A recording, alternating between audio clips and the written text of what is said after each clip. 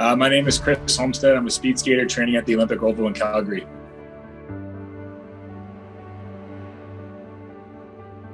Speed skating kind of just seemed like a natural fit for me as I grew up playing hockey, so a lot of translatable skills in there. I actually just recently made the switch into speed skating in January 2020, so it was fairly recently, and it's a pretty new adventure for me here.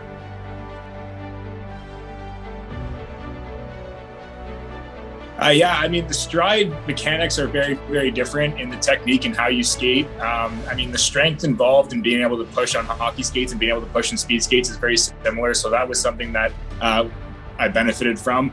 From transferring for hockey skates to speed skates was a very, very foreign move for me. And it took a while for me to get comfortable on the different blades and the different rocker and that sort of stuff to really start moving forward and seeing that progression.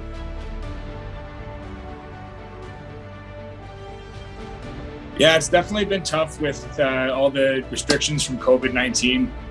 Unfortunately, I missed the standard for the Olympic trials by about 1 second.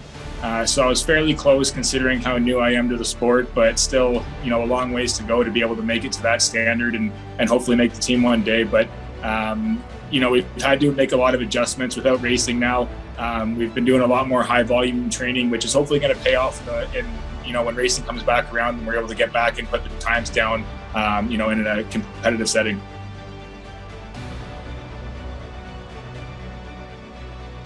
It's funny in speed skating, being an individual sport, your biggest competitor is kind of the clock, where you're racing against yourself when you're out on the ice. Whether it be a race, time trial, or practice, you're kind of just in your own zone trying to improve your own technique and your own skills to be able to go faster. That being said, my teammates are a huge motivator for me. Some days you're not feeling it and they give you a good push to do better or, dig a little deeper to push a little harder. And it's really nice to have that motivation.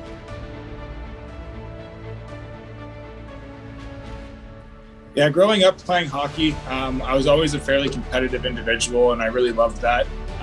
Transitioning out of hockey, it was something that I missed a lot. I craved it in a lot of ways, and speed skating has kind of given me that opportunity back to be able to compete at a high level and train at a high level. And I'm just really thankful to be able to have that opportunity again. So it kind of makes it easy to go to the Oval every day and show up and kind of put yourself through that pain.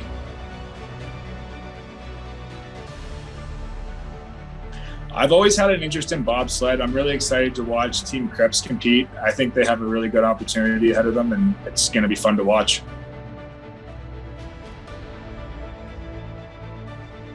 So I was invited to come train at the Olympic Oval here in Calgary back in April 2021. Early in May 2021, I was diagnosed with type 1 diabetes, which was a bit of a shock to me at first. I had always considered myself to be a pretty healthy person and didn't really think of that as being a possibility. It's really changed my outlook on how I prepare for training. Eating the same meal 2 days in a row for very similar workouts can affect my body very differently. So I always have to plan to have extra food on hand, make sure that if my blood sugar does start to go low, I'm prepared for it and I can compensate for it without having to miss any of my training, but also not, filling myself so full that I'm feeling sick out on the ice as well.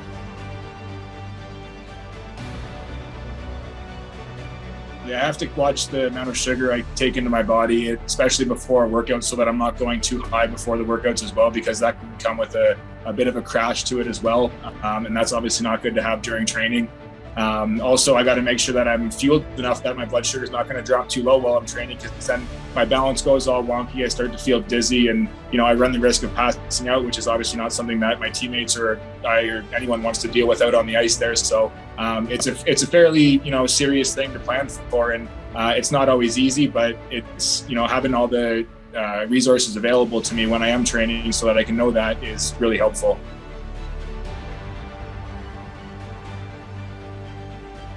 Well, obviously diet, like I said, is really important to keeping my blood sugar levels stable. The training is a really great thing for me as well. It keeps my body going and functioning well. Mentally, I do a lot of meditation and mindfulness to try and keep my mental health in check. That's something that I've struggled with in the past, and I found that the mindfulness and meditation is really helpful for me in that regard, especially when I'm preparing for a race and there's a lot of anxiety building up about the race. It's really good to just calm my nerves and bring me back to a level state.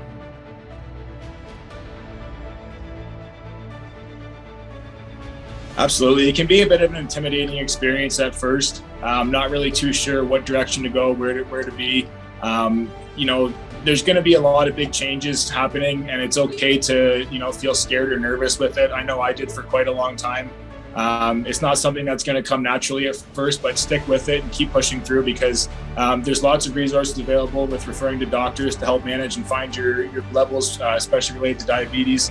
But, you know, use the support systems that you have around you. People want to help you, and just be open with yourself and the people around you about how you're feeling. And, you know, it's okay to take a day off if you're not feeling well.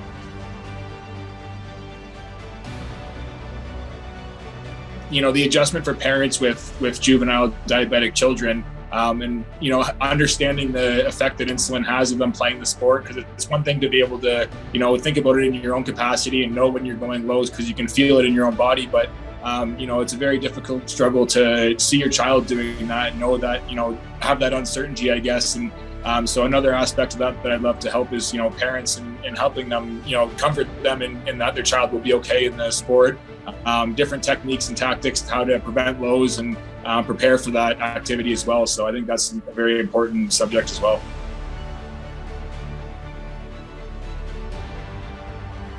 I know one thing that's been really helpful for me has been my Dexcom constant glucose monitor. It allows my parents to see my blood glucose actively all the time from in Ontario while I'm in Calgary training here. So I know that gives them a good peace of mind to be able to see that as well. So, you know, in the middle of an event or whatever, if I start going low, my mom can send me a text, hey, are you okay? Are you eating? Are you taking care of this? That sort of thing. Just an extra peace of mind to, you know, not have that unknown variable in the back of your head while you're competing or doing whatever it is you're doing.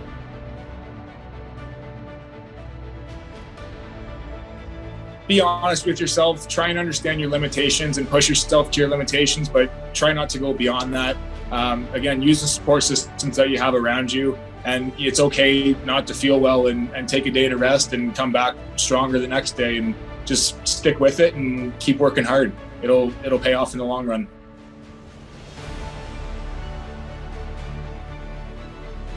When I first started speed skating, I met a coach out of Ottawa named Mike Brevet, and he was a huge part of my progression in the beginning. I didn't have long track equipment to start training, so he very generously lent me a pair of blades that I could use on my short track equipment to, you know, get out on the ice in the long track and really experience that.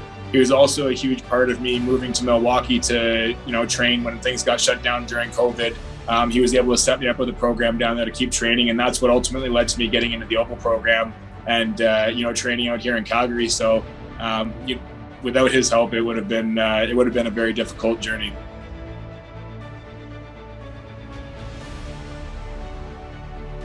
Connor McDavid.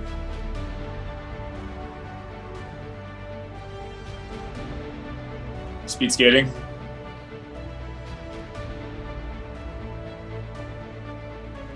Really anything to do with the Arkells. They kind of hold a close place in my heart with my family, so it's always gives me kind of the perfect mix of get me going and calm me down at the same time.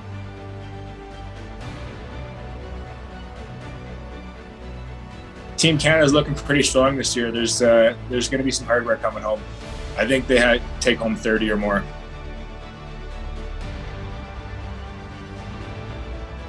I'm gonna have to say Ritz crackers and peanut butter.